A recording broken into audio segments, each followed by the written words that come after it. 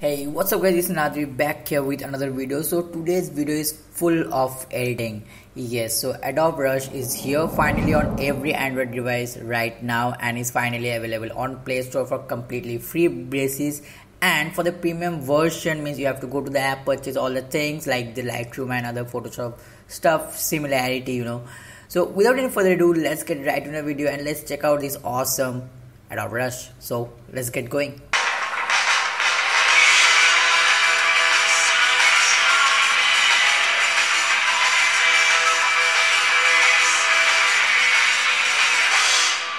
So how this app actually works. So as you have seen the intro, it's quite stunning in the trailer video on YouTube. So let's get going on how it's been done.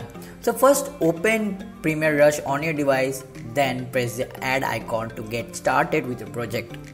After that, select media audio files. Like I will be selecting few of my trip vlog clips for setting an example of how to edit that clips. So after selecting, click the create button along with the addition of title, and the footage will be shown in the timeline after you just hit the create button after selecting the footage. Then in the new screen right in the bottom you will see tons of options, like adding how the timeline, then how the timeline must be viewed, and the display window settings, whether it will be in portrait, landscape or square as per your convenience. Then apart from that, if you scroll towards left, means downside, if you go towards left or scroll down towards left, you will see options like color transition effects, audio transform.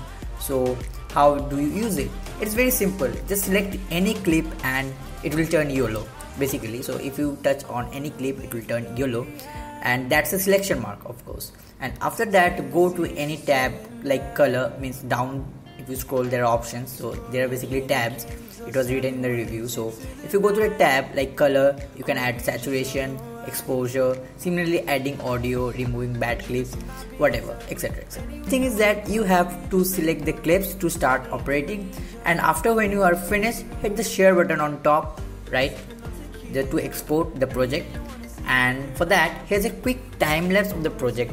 It's not very good, just a snapshot video you can say. So let's get going.